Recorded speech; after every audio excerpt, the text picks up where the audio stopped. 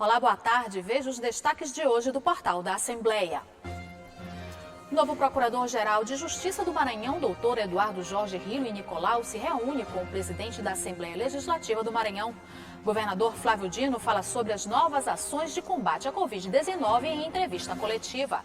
Tribunal Regional Eleitoral divulga como será o trabalho com as novas datas das eleições municipais de 2020. E mais, CEPRAMA se prepara para voltar às atividades após meses fechado por conta da pandemia causada pela Covid-19. É agora no portal da Assembleia.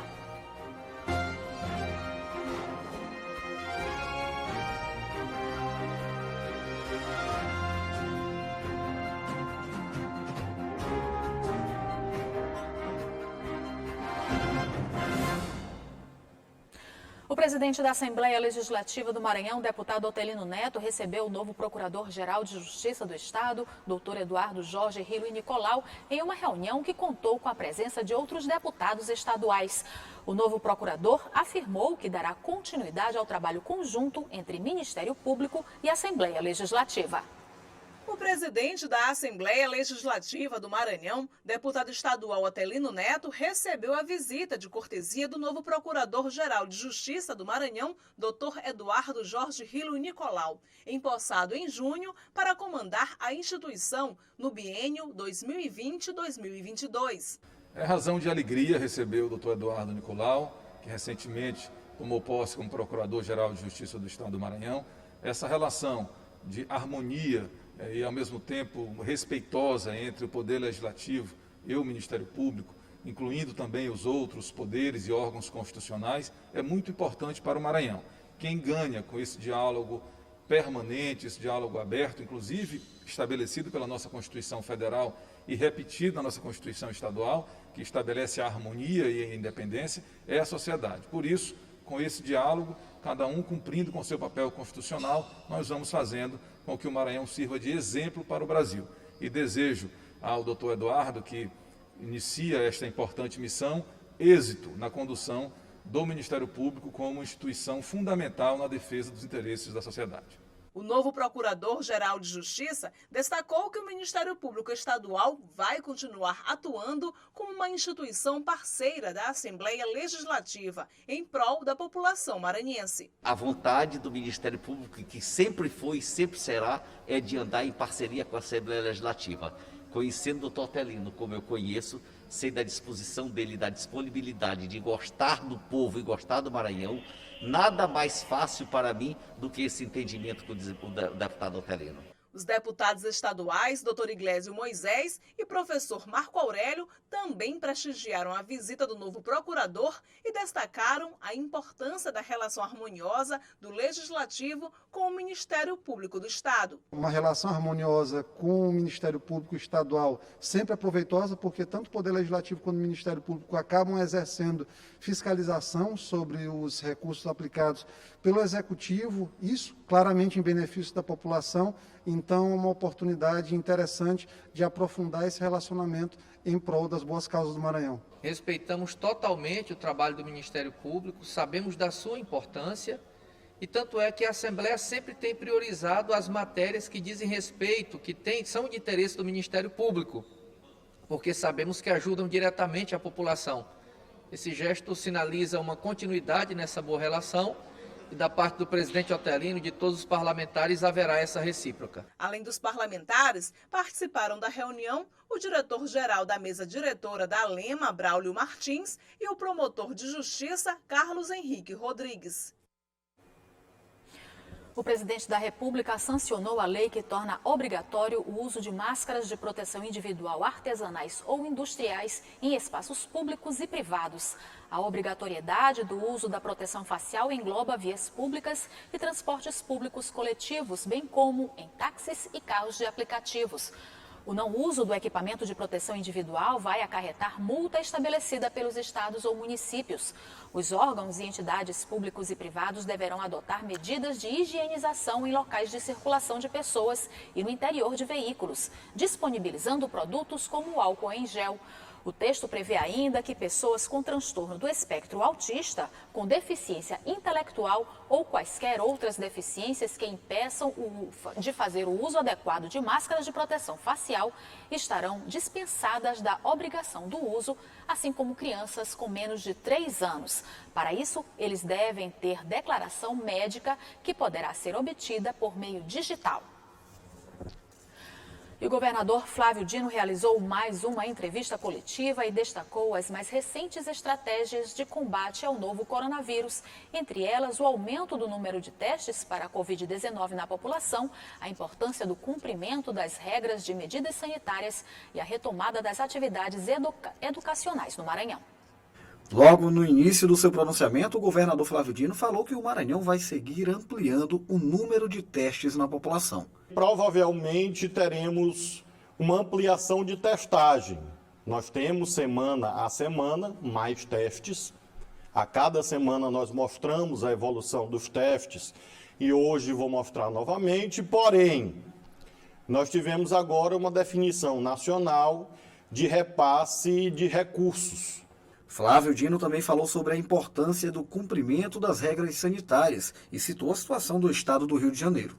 Os fatos mais comentados da internet na manhã de hoje, desde cedo. Fotos, filmes do descumprimento de regras sanitárias em estabelecimentos como restaurantes, bares. E isto certamente ensejará que as autoridades daquele estado e daquela cidade tomem providências. E nós não queremos isto. Em seguida, o governador Flávio Dino comentou o retorno das práticas esportivas no Maranhão, entre elas o futebol. O futebol já tem o protocolo aprovado pelo governo, em entendimento com a Federação Maranhense de Futebol. Já divulgamos as datas, julho e agosto, retificando uma decisão anterior. Haverá também jogos em outras cidades que não São Luís, porém com regras sanitárias. Ao falar sobre educação, Flávio Dino informou que, para o calendário do 3º ano do ensino médio, serão aplicadas aulas através da internet e rádios. Está sendo divulgado pela Secretaria de Estado da Educação, nós teremos aulas pelo YouTube, aulas também por rádios, rede de rádios, para que com isso nós possamos alcançar, nesse momento, o maior número de estudantes, embora haja uma definição já em nível nacional de que o Enem não será neste ano, que o Enem deverá ser adiado para o ano vindouro. Ainda sobre o assunto, o governador comentou os diálogos sobre uma possível retomada das atividades educacionais de forma presencial no Maranhão. No mês de julho, a Secretaria de Estado da Educação vai editar o protocolo pedagógico da rede estadual. Provavelmente começaremos pelo 3º ano do ensino médio com esse sistema híbrido. E progressivamente, se tudo correr bem como desejamos, aí ao longo do mês de agosto, setembro, nós vamos retomando as atividades em relação aos outros níveis de ensino da rede estadual. O chefe do Executivo maranhense atualizou os dados sobre contágio no estado e garantiu que o Maranhão tem a menor taxa do país. Os estados em laranja são os estados que têm taxa de contágio abaixo de 1. Ou seja, estão com tendência de queda. O Maranhão, entre esses estados, o Maranhão que está em verde, é o estado que tem a menor taxa. Ao apresentar os dados, o governador também atualizou a taxa de letalidade do Maranhão e fez um comparativo com a média nacional. A nossa taxa de letalidade se mantém abaixo da média brasileira, a taxa de letalidade brasileira vem caindo, a média está em 4,1%, a maranhense em 2,46%, portanto, abaixo da média brasileira. Já sobre o setor econômico, Flávio Dino apresentou informações que garantem que o Maranhão é o estado do Nordeste que menos perdeu empregos formais em razão da pandemia do novo coronavírus. Vejam, o Maranhão perdeu 0,26% de empregos formais, enquanto nós temos Pernambuco, Alagoas, Rio Grande do Norte, Paraíba, Ceará, Bahia, Piauí e Sergipe com indicadores maiores de perda de empregos. E veja no próximo bloco, o Tribunal Regional Eleitoral divulga como será o trabalho com as novas datas das eleições municipais de 2020. E mais, Seprama retoma gradativamente as atividades de atendimento ao público. O portal volta já.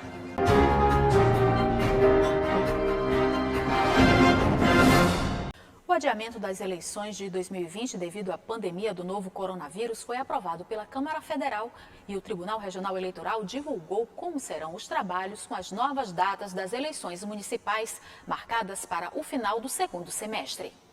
Em razão da pandemia do novo coronavírus, o calendário das eleições municipais deste ano foi alterado. As datas já estão definidas. O primeiro turno acontece no dia 15 de novembro e o segundo turno será no dia 29 de novembro. A proposta de emenda à Constituição foi aprovada na Câmara e no Senado Federal. Por se tratar de uma mudança na Constituição, o projeto não precisa a sanção do presidente Jair Bolsonaro, e sim a promulgação do Congresso. O presidente do Tribunal Regional Eleitoral do Maranhão comentou as mudanças.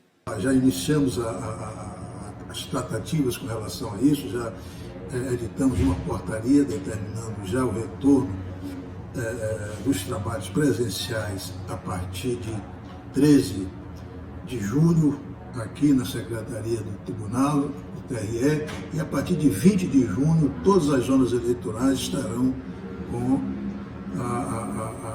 o seu atendimento presencial já em funcionamento. Evidentemente que nós vamos atender só aquelas situações mais prioritárias, até porque vai continuar esse atendimento por via remota. Segundo a PEC aprovada, a partir de 11 de agosto está vedada às emissoras a transmissão de programa apresentado ou comentado por pré-candidato. Entre 31 de agosto e 16 de setembro acontece a realização das convenções para a escolha dos candidatos pelos partidos e a deliberação sobre coligações. 26 de setembro é o prazo máximo para partidos e coligações solicitarem à Justiça Eleitoral o registro de seus candidatos.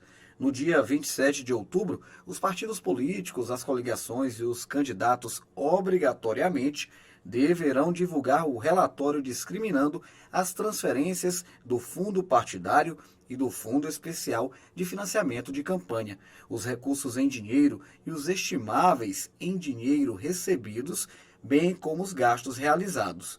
No dia 15 de dezembro, deverá ser encaminhado à Justiça Eleitoral o conjunto das prestações de contas de campanha dos candidatos e dos partidos políticos relativamente ao primeiro e, onde houver, ao segundo turno das eleições. E 27 de dezembro é o último prazo para a realização das eleições para municípios mais afetados pela pandemia. O Centro de Artesanato de São Luís, o Seprama, se prepara para reabrir as portas ao público após os meses de bloqueio devido ao risco de contaminação da Covid-19. A reabertura é um momento muito aguardado pelos artesãos e deve acontecer de maneira gradual, seguindo as medidas sanitárias recomendadas pela vigilância epidemiológica. Aos poucos, a rotina no Seprama vai voltando. As portas já estão abertas ao público, depois de quase 3 meses fechadas por conta dos riscos de contágio do novo coronavírus. A partir do dia 1º de julho, nós estamos retomando nossas atividades no Salão de Exposição do Seprama, onde os artesãos maranhenses têm a oportunidade de expor a sua arte, expor os seus produtos e comercializá-los, e dessa forma gerando emprego e renda e movimentando a economia criativa.